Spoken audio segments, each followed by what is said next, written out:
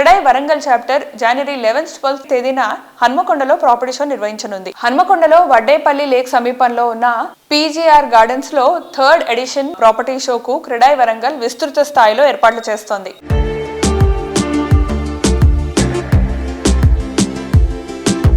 మనకు CREDAI Warangal property show గురించి వివరాలు అందించడానికి మనతో పాటు ఉన్నారు క్రెడై వరంగల్ ప్రెసిడెంట్ తిరుపతి రెడ్డి గారు. So hi sir. నమస్తే. ఎలా ఉన్నారు సార్? బాగున్నామ్మా. సో మన వరంగల్లో రియల్ ఎస్టేట్ సిచ్యువేషన్ ఎలా ఉంది sir present? Warangal compare to Hyderabad కానీ మిగతా నగరాలతో పోల్చుకుంటే వరంగల్ చాలా బెటర్ అని చెప్పొచ్చు. ఇదివరకు కంటే అంటే కొద్దిగా వీక్ ఉండే లాస్ట్ మంత్ వరకు. ఈ మంత్ నుంచి మన ముఖ్యమంత్రి గారు వచ్చి ఏదైతే మాకు ఇక్కడ కొన్ని అభివృద్ధి పథకాలను చెప్పారో అప్పటి నుంచి చాలా మంచి మైలేజ్ వచ్చిందని మేము రియల్ ఎస్టేట్ వర్గాలు భావిస్తాం. Okay sir.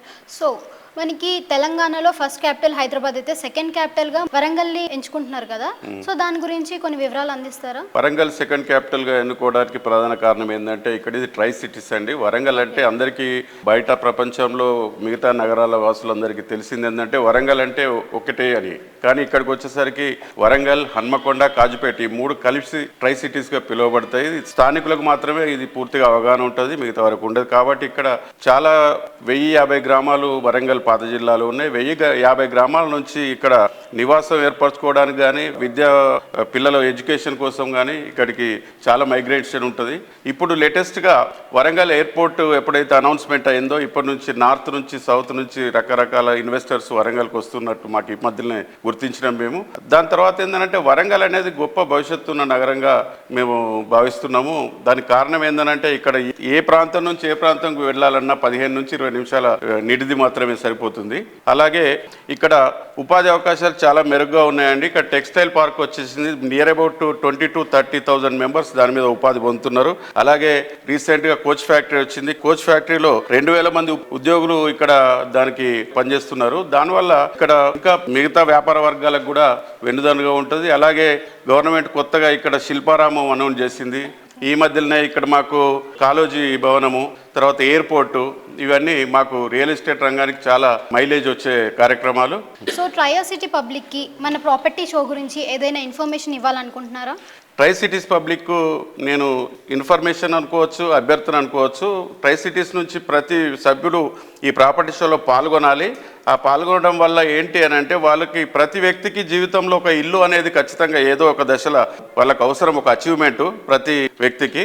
అదే ఏంటంటే ఇప్పుడు ఇక్కడ రావడం వల్ల వాళ్ళకు ఎక్కడ ఏ ప్రాపర్టీ ఉంది, విల్లాస్ ఎక్కడ జరుగుతున్నాయి, తర్వాత అపార్ట్మెంట్స్ ఎక్కడ జరుగుతున్నాయి, తర్వాత లేఅవుట్ ప్లాట్స్ ఎక్కడ ఉన్నాయి, కమర్షియల్ స్పేస్ ఎక్కడ ఉంది అనే విషయం వాళ్ళకు పూర్తి అవగాహన వస్తుంది. దాని తర్వాత ఏంటంటే ఇలాంటి పద్ధతులలో ఇన్వెస్ట్మెంట్ కొనాలనే ఆలోచన వాళ్ళకు లేకున్నా ఇల్లు కట్టుకోవాలంటే కూడా ఎక్కడ ఆర్కిటెక్ట్ ఎక్కడ వదులుతారు, బ్యాంకర్స్ ఎలా అప్రోచ్ కావాలి, దాని తర్వాత రెడీమిక్స్ కావచ్చు, బ్రిక్ కావచ్చు, రకరకాల గృహ అవసరమైన ప్రతి ఒక్క నిర్మాణ రంగానికి అవసరమైన ప్రతి ఒక్క ప్రాపర్టీ అక్కడ ఎక్స్పో జరుగుతుంది. కాబట్టి వాళ్ళకు మంచి నాలెడ్జ్ వచ్చే అవకాశం ఉంటుంది. ఖచ్చితంగా బ్యాంకర్స్ నుంచి కూడా వాళ్ళకి స్పాట్ అక్కడ లోన్స్ ఇవ్వడానికి ఐసిఐసిఐ బ్యాంక్, ఎస్బీఐ బ్యాంక్, తర్వాత కెనరా బ్యాంక్, రకరకాల బ్యాంకర్స్ కూడా మా దగ్గర స్పాన్సర్షిప్ ఇవ్వడం జరిగింది.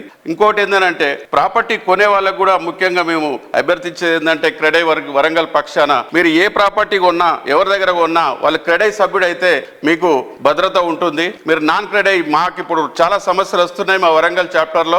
ఇల్లు కొనుక్కున్న వినియోగదారులు బిల్డర్స్ నుంచి కానివ్వండి, లేకుంటే లేఅవుట్స్ నుంచి కానివ్వండి, చాలా రకాలుగా మోసపోయి మా దగ్గరకు వచ్చి తల గగ్గోలు పెడుతున్నారు. వాళ్ళకి మేము విన్నవించేది ఒకటే, మీరు ఎక్కడైనా ప్రాపర్టీ కొంటే మీకు క్రెడై మెంబరా అని అడగండి. క్రెడై మెంబర్కి అయితే మా వరంగల్ క్రెడై వాళ్ళ వినియోగదారుని పక్షాన్ని నిలబడి వాళ్ళకి ఏమైనా ఇబ్బంది జరిగితే ఖచ్చితంగా వాళ్ళు న్యాయం చేస్తుందని చెప్పి నేను విజ్ఞప్తి చేస్తున్నాను.